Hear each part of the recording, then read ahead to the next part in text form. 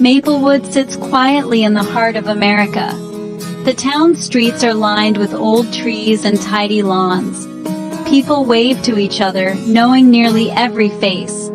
Nothing ever really happens here. Kids ride their bikes to the corner store while parents chat on front porches. The heart of the town is Main Street. There's a bakery, a hardware store, and the old post office. Saturday mornings mean coffee at Betty's Diner and friendly gossip. Life moves slowly. People trust each other. Locked doors are rare here. Everyone takes pride in their small town. There's a sense of safety, almost like nothing bad could ever happen. This is the kind of place where people leave keys in their cars. Maplewood feels untouched by the world's dangers, but peace can be deceiving. Sometimes darkness hides beneath the surface. In Maplewood, that darkness was waiting. The Johnsons were the picture of a happy family. Tom Johnson ran the local hardware store. His wife, Linda, baked cookies for the school fundraisers. Their two kids, Emily and Ben, played Little League and took piano lessons. Neighbors called the Johnsons the friendliest family on the block. They hosted barbecues in the summer and hung Christmas lights each winter. No one could remember a time when Tom or Linda said a harsh word. The family's house, a white two-story with blue shutters, always felt warm and inviting. Kids from the neighborhood liked to play in their backyard. The Johnsons made everyone feel welcome. They seemed to have no enemies. That's why the news of their deaths shocked Maplewood. It didn't make sense. How could something so terrible happen to people so good? It was a Tuesday morning when things felt wrong. The sun rose quietly, but the Johnsons' house was silent. Their newspaper sat untouched on the porch. Lights still glowed in the hallway, but no one answered the door. A neighbor, Mrs. Carter, noticed first. "I just had this feeling," she said later, her voice shaking.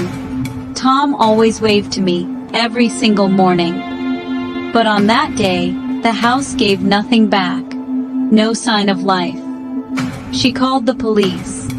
Soon, sirens broke the town's calm. Officers entered the Johnsons' home. What they found inside was worse than anyone could have imagined. Detective Sarah Clark arrived within minutes. Her face was pale as she walked through the door. The Johnson family was gone, every member found inside, lifeless. No sounds, no struggle, only a heavy, chilling silence. Detective Clark had seen her share of crime, but nothing like this.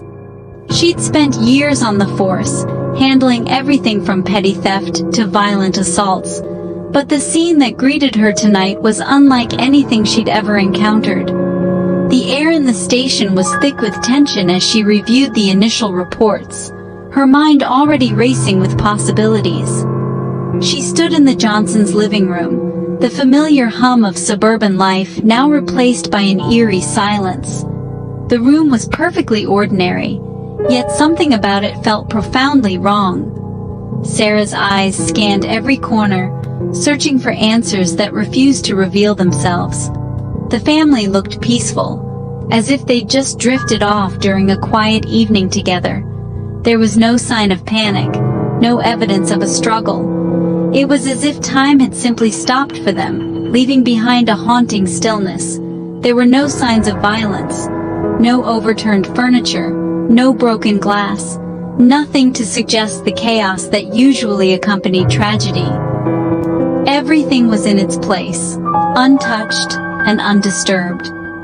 Sarah felt a knot tighten in her chest, a mix of dread and determination. She'd learned to trust her instincts, and right now, they screamed that something was terribly off.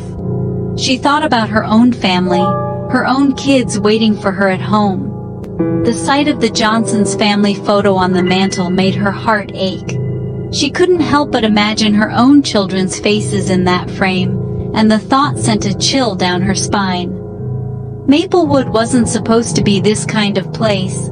It was the kind of town where everyone knew each other, where doors were left unlocked and neighbors waved from their porches.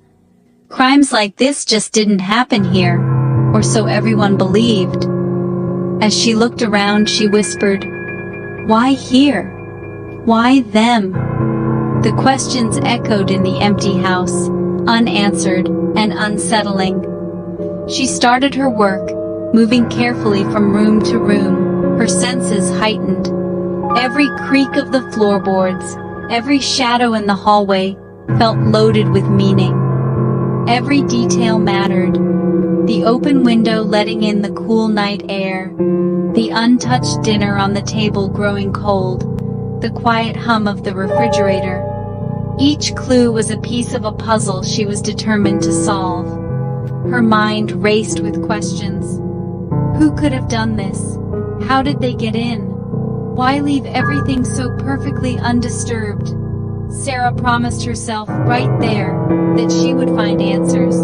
She owed it to the Johnsons, to her own family, and to the town she'd sworn to protect. I owe it to them, she thought, gripping her notepad tighter. She wouldn't rest until she uncovered the truth.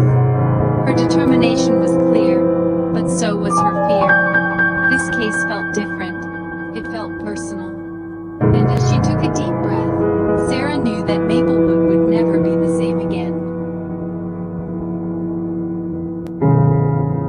The house showed no sign of forced entry. The front door was locked. Every window was closed, except one in the back, but it wasn't broken. The Johnsons had let someone in. Sarah found strange clues. On the kitchen counter sat a folded note. The handwriting was neat, almost careful. It read, "Sometimes the past comes home. No name, no explanation." In Tom's study, she found a folder hidden behind books. Inside were documents about a business deal. The papers were old, some signed, some not. There was tension in those pages, arguments, threats, a promise of money.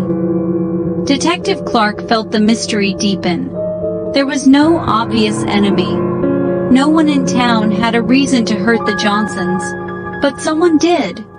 And you know, they had left a message. The news spread quickly. People gathered outside the Johnsons' home, whispering together. Some cried, some just stared, unable to believe it. Maplewood felt different now, less safe, less innocent. Mrs. Carter spoke to reporters, her voice trembling. "They were good people. I can't imagine who would do this. We're all scared." Her words echoed the fear running through the town. Mr. Evans, who lived across the street, shook his head. "Tom would help anyone. He once fixed my fence for free. This doesn't make sense." Not at all. Doubt and suspicion grew among neighbors. Some people started locking their doors.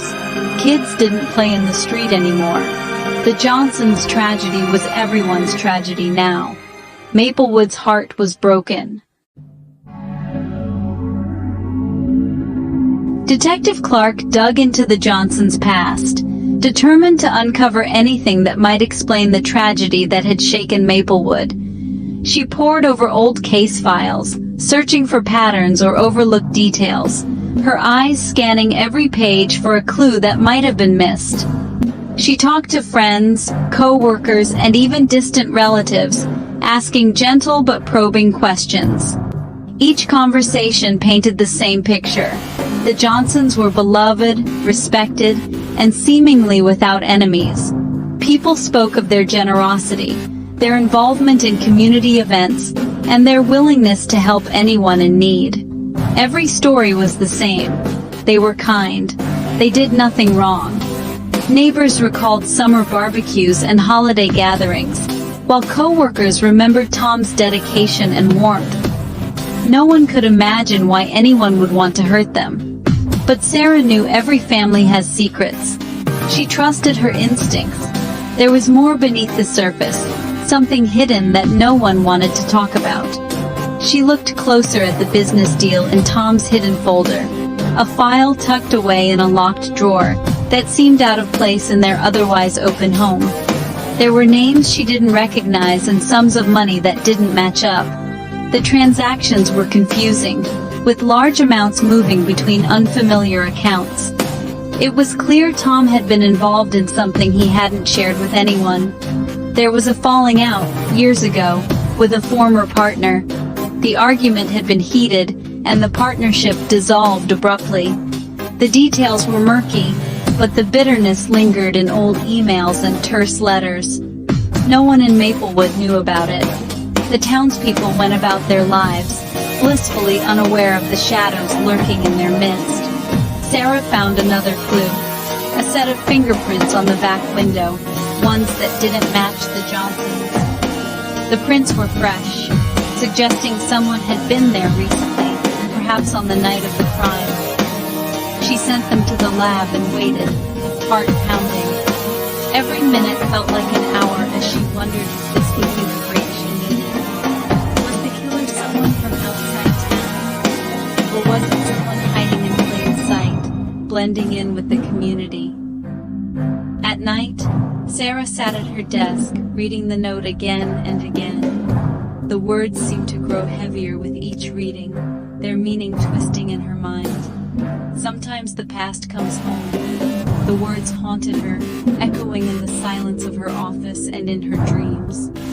She began to wonder, did the answer lie not in the present, but deep in the Johnsons' history? Perhaps the key to the mystery was buried in old secrets, waiting to be uncovered by someone willing to look beyond the surface.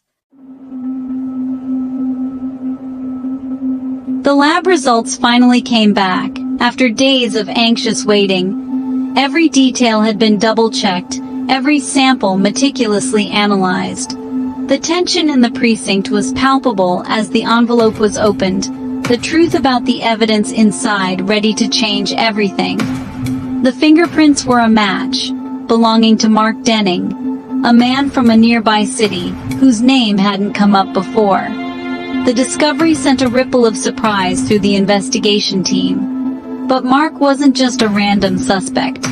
He was Tom Johnson's old business partner, someone with a complicated history tied directly to the victim. Their connection ran deeper than anyone had realized.